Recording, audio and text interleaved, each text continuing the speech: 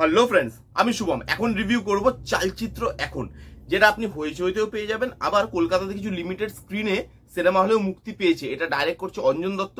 আর এটার গল্পটা যদি বলি, এই গল্পটা হচ্ছে দুটো বন্ধুর গল্প, অঞ্জন দত্ত এবং মৃণাল সেন। এটা বেসিক্যালি মৃণাল সেনকে ট্রিবিউট দিয়ে অঞ্জন দত্ত বানিয়েছেন। এবার আমরা সবাই জানি যে মৃণাল সেন আর অঞ্জন দত্ত ডাইরেক্টর অ্যাক্টরের থেকেও তারা দুজন বন্ধু ছিলেন বেশি, তাদের মধ্যে সম্পর্কটা একদম আলাদা।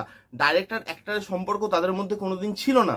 এবং অঞ্জন দত্তকে অ্যাক্টর হিসাবে ডিসকভার কিন্তু মৃণাল সেনই করেছিলেন। চালচিত্র বলে একটা সিনেমা বেরিয়েছিল, যেটা অঞ্জন দত্তের ডেবিউ সিনেমা। সেইটা কিভাবে তৈরি হয়েছিল, তার প্রসেস কিভাবে ছিল, অঞ্জন দত্তকে কিভাবে তিনি বাছলেন, এবং তারপরে তারা দুজন কিভাবে বন্ধু হয়ে উঠলেন, এই সমস্ত জিনিস এই সিনেমাটার মধ্যে তুলে ধরেছেন অঞ্জন দত্ত।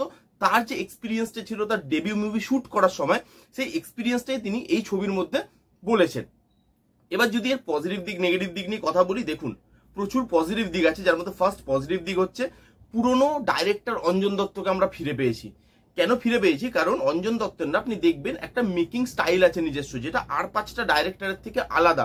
সেই জন্য অনেকের তার সিনেমা ভালো লাগে না, আবার অনেকের কিন্তু তার সিনেমা খুব ভালো লাগে। যেরকম আমার কিন্তু অঞ্জন দত্তের সিনেমা প্রচুর প্রচুর ভালো লাগে।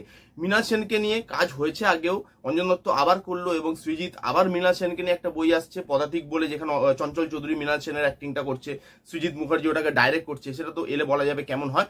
এই সিনেমাটার মধ্যে আসি, আমরা যে ডাইরেক্টর অঞ্জন দত্ত, সেই ডাইরেক্টর অঞ্জন দত্তকে ফিরে পেলাম।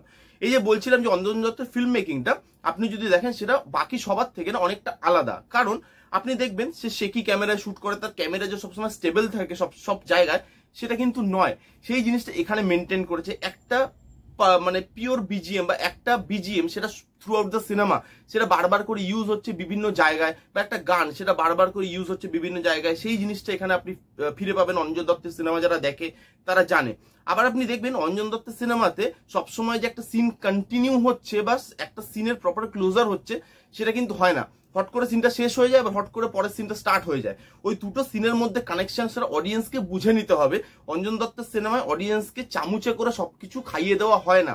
অডিয়েন্সেরও মাথা কাটানোর বা অডিয়েন্সেরও ওই রসটাকে নেওয়ার একটা জায়গা কিন্তু অঞ্জন দত্ত দেয়। এই যে ফিল্ম মেকিং প্রসেসটা, সেটা অঞ্জন দত্ত আবার ফিরিয়ে এনেছে, এবং সেটা দেখতে খুব ভালো লাগে। সেটা নিজের মতো করে করেছে, নিজের এক্সপিরিয়েন্সটা যে শেয়ার করেছে সেটা তিনি করেছে, সেটা বোঝা যাচ্ছে দেখে। একটা সিন আছে, আমি আপনাকে বলি, ট্যাক্সির মধ্যে হঠাৎ বলছে চলুন আমি আপনাকে বাড়িতে নিয়ে যাই, বেশিক্ষণ সময় লাগবে না। পরের সিনটাই দেখাচ্ছে চুল কাটছে।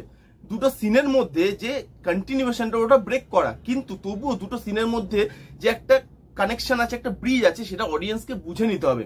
এখানে আমি যদি বলি, অঞ্জন দত্ত যে নিজের মানে রোলটা প্লে করছে শাওন চক্রবর্তী, সে তাকে রঞ্জন করা হয়েছে, এবং মানে মৃণাল সেনের রোলটা অঞ্জন দত্ত নিজেই প্লে করছে। মৃণাল সেনের নাম দেওয়া হয়েছে এখানে কুণাল সেন। এইভাবে নামগুলো কিছু কিছু চেঞ্জ করা হয়েছে, যেমন উৎপল দত্তের নাম করা হয়েছে উজ্জ্বল দত্ত। তো সেইভাবে যেইভাবে জিনিসগুলোকে ক্রিয়েট করা হয়েছে, এবং যেভাবে অঞ্জন দত্ত নিজের ফিল্ম মেকিংটাকে করেছে এখানে, সেটা কিন্তু খুব ভালো। তার সঙ্গে পারফরমেন্সেস, আরে বাপ রে বাপ, অঞ্জন দত্ত অ্যাজ মৃণাল সেন এতটা ভালো লেগেছে। মানে আপনি দেখে বুঝতে পারবেন যে এই লোকটা মৃণাল সেনকে কতটা ডিপলি ফলো করে, কতটা অ্যাডমায়ার করে, তবে তাকে এত ভালো করে পোর্ট্রে করতে পেরেছে। তার প্রত্যেকটা হাতের জেস্টার, তার প্রত্যেকটা কথা বলা, তার চলা, এই জিনিসগুলো, অন্যমনস্ক একটা ক্যারেক্টার, সেই জিনিসগুলো এত ভালোভাবে অঞ্জন দত্ত প্লে করেছে, সেটা আউটস্ট্যান্ডিং। সেইখানে আমি বলবো অঞ্জন দত্তের যে ক্যারেক্টারটা সেটা প্লে করেছে আবার ওইখানে শাওন চক্রবর্তী, সেও হেভি করেছে। অঞ্জন দত্তের সঙ্গে যেহেতু করছে, তারও একটা সুবিধা ছিল যে অঞ্জন দত্ত নিজের ক্যারেক্টারটা বলে দিতে পেরেছে, যে ভাই আমি সবসময় একটু চঞ্চল, আমি সবসময় একটু মানে ফ্রিকেল মাইন্ডেড, আমি কি করবো আমি জানি না, সবসময় একটু কনফিউজ থাকি। ওই জিনিসগুলো, হাত পায়ের জেস্টারে সবসময় এরকম করছে, কাঁধটা একটু উঠিয়ে উঠিয়ে কথা বলা, এই জিনিসগুলো শাওন চক্রবর্তী এত ভালোভাবে অ্যাডাপ্ট করেছে অঞ্জন দত্তের থেকে শিখে। সেই জিনিসটা খুব ভালো লেগেছে। বিদীপ্তা আছে, বিদীপ্তা ম্যাম, বিদীপ্তাও খুব ভালো অ্যাক্টিং করেছে। প্রত্যেকের অভিনয় কিন্তু এখানে খুব ভালো, এবং প্রত্যেকটা অভিনেতা জাস্টিফাই করতে পেরেছে তার রোলটাকে। এখানে মৃণাল সেনকে ট্রিবিউট দিয়ে সিনেমাটা করে, এবং মৃণাল সেনের ক্যারেক্টারটা খুব ভালোভাবে দেখানো হয়েছে। সেই লোকটা কেমন ছিল, কারণ দেখুন, একদম সত্যি কথা বলতে, আমরা সত্যজিৎ রায়কে যতটা কাছ থেকে চিনি, মানে তার বই পড়েছি, তাকে নিয়ে রিসার্চ হয়েছে, তার বই আমরা এখনো দেখি, তার সিনেমা আমরা ভালোবাসি, তাকে নিয়ে বেশি চর্চা হয় মৃণাল সেনের থেকে। তো সত্যজিৎ রায়ের অনেক কাছাকাছি অডিয়েন্স।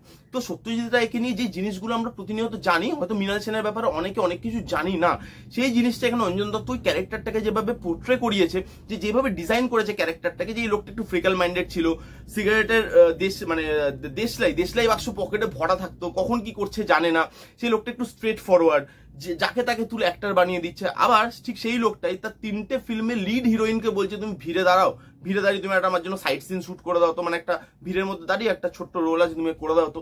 এরকম মানে কাউকে কিছু বলতে ভয় পায় না। সিনেমার জন্য যেটা দরকার, তার যে থিঙ্কিং, তার যে দেখার ভঙ্গি, সেই জিনিসগুলো খুব ভালো করে ফুটিয়ে তুলেছে। যে তিনি ফেরোসাস হয়ে সিনেমা বানাতেন, তিনি তার জন্য সিনেমা বানাতেন, যেটা তার ভালো লাগতো তিনি সেটাই করতেন, সেটা ভালো। দুজনের মধ্যে বন্ডিংটা ভালো, অঞ্জন দত্ত আর মৃণাল সেন এই দুজনের বন্ধুত্বটাকে খুব ভালোভাবে এস্টাবলিশ করা হয়েছে। এই দুজনের পারসেপশন হয়তো পলিটিক্যালি আলাদা, ফিল্ম মেকিং এর দিক থেকেও আলাদা, সেই দুজন এক জায়গায় এলো কি করে, কিভাবে অঞ্জন দত্ত সিনেমায় এলো, অঞ্জন দত্ত জার্মানিতে চলে যেতে চাইছিল, তারপরে সে কিভাবে কলকাতাতেই থেকে গেল এবং এইখানকার টলিউড ইন্ডাস্ট্রির সঙ্গে যুক্ত হলো, তার টলিউডের কমার্শিয়াল সিনেমা ভালো লাগতো না, সেই পারসেপশন কিভাবে চেঞ্জ হলো, তার যে ভাবার থিঙ্কিং পলিটিক্যালি হোক সেটা সিনেমাটিক্যালি হোক, সেই জিনিসগুলো কিভাবে মৃণাল সেন চেঞ্জ করালো, এবং তারপরে দুজন কিভাবে বন্ধু তৈরি হলো এবং দুজনকে এত বছর ধরে মানে একসঙ্গে রইলো, এই জিনিসটা, এই দুজনের বন্ধুত্বটা, বন্ডিংটা খুব সুন্দরভাবে দেখিয়েছে এখানে। ডায়লগ রাইটিং ভালো, এখানে কমেডি আছে কিছু কিছু জায়গায় যেটা ভালো ওয়ার্ক করে, সিচুয়েশনাল কমেডি, খুব পেটে কাতুকুতু দিয়ে হাসাবে না, সেগুলো ভালো। যেরকম চুল কাটার একটা সিন, যে অঞ্জন দত্তকে চুল কাটিয়ে দিয়েছিল, অঞ্জন দত্ত হাউ হাউ করে কাজ যেভাবে চুল কেটে দিয়েছে, বলছে চুল কাটার আগে পারমিশন তো নেবে একবার, লোকটা পারমিশনও নিল না, চুল কেটে দিল। তারপর একটা টিকিট গিলে ফেলার, ট্রামের মধ্যে একটা সিন ছিল, টিকিট গিলে ফেলবে, ওই একটা সিন, যেগুলো যেভাবে কমেডি ক্রিয়েট করে সেগুলো ভালো। আমি বলবো অ্যাজ ফিল্ম, অ্যাজ ট্রিবিউট, যে মৃণাল সেনকে আমি ট্রিবিউট দিচ্ছি, আমার এত পছন্দের ডাইরেক্টর, আমার কাছের বন্ধু, তাকে আমি ট্রিবিউট দিচ্ছি, সেই জিনিসটা কিন্তু এখানে খুব ভালোভাবে দেখিয়েছে এবং ফিল্মটা খুব ভালোভাবে মেকিং হয়েছে। It's Anjan Dutta film, typical Anjan Dutta film. এবার আমি নেগেটিভ দিকে চলে আসি, এখানে আমার একটাই জিনিস নেগেটিভ লেগেছে, এখানে না অঞ্জন দত্ত বেশি স্পেস দিয়েছে দুজনের মেন্টালিটিটাকে গ্রো করতে। মানে অঞ্জন দত্ত কিরকম মেন্টালিটি ছিল, মৃণাল সেন কিরকম মেন্টালিটি ছিল, দুজনের মেন্টালিটি, দুজনের ভাবার স্পেস, চিন্তা ভাবনা কিরকম আলাদা, এবং সেই চিন্তা ভাবনাগুলো এক জায়গায় কি করে আসছে, সেই জিনিসগুলো, সেই মেন্টাল থিঙ্কিং গুলো, সেই মেন্টাল স্পেস গুলোকে টাইম দিয়েছে, রাদার দেন শুটিং এর মানে যেটা অরিজিনাল ফিল্ম, তার যেগুলো মানে একদম সিগনেচার সিন ছিল সেগুলোকে তারা ক্রিয়েট করেছে বা সেগুলোই তারা দেখিয়েছে। বাকিগুলো বা বাকি শুটিংটা আপনি দেখবেন বেশি দেখায়নি। আমার মনে হয়েছে শুটিংটা আরেকটু দেখালে পারতো, আরো কিছু সিন যদি রিক্রিয়েট করা যেত, সেটা অ্যাজ অডিয়েন্স দেখতে মজা লাগতো, রাদার দেন তাদের মেন্টাল স্পেসটা। তাদের টাইম দেওয়া হয়েছে 1.5 ঘন্টা 1 ঘন্টা 35 মিনিটের সিনেমা। তো আমি বলবো সিনেমাটাকে আরেকটু বাড়াতে পারতো, বাড়িয়ে যদি শুটিং এর আর কয়েকটা দৃশ্য দেখাতে পারতো, তাহলে আমার মনে হয় বেশ ভালো হতো, নস্টালজিয়া ফিলটা আরো বেশি করে পেতাম বলে আমার মনে হয়। এই ছিল চালচিত্র এখনের রিভিউ। যারা দেখেননি সিনেমাটা দেখে নিন, এবং অরিজিনাল যে চালচিত্র মুভিটা সেটাও যারা দেখেননি সেটাও দেখে নিন, কারণ ওটাও কিন্তু একটা cult classical movie, outstanding cinema. যারা দেখেননি আমি তো রেকমেন্ড করবো চালচিত্র মুভিটা দেখুন, তারপর চালচিত্র এখন দেখুন, তাহলে দুটোর মধ্যে যে সিমিলারিটিস আছে, দুটোর যে মেকিং প্রসেস, সেটা আপনি বুঝতে পারবেন, আপনার সিনেমাটা দেখতে এখনকার দিনে আরো বেশি মজা লাগবে। তো এই ছিল চালচিত্র এখনের রিভিউ। কারা দেখেছেন অলরেডি কমেন্ট করে জানান, যারা দেখেননি গিয়ে দেখতে পারেন, বললাম হইচইতে আছে, হলেও আছে।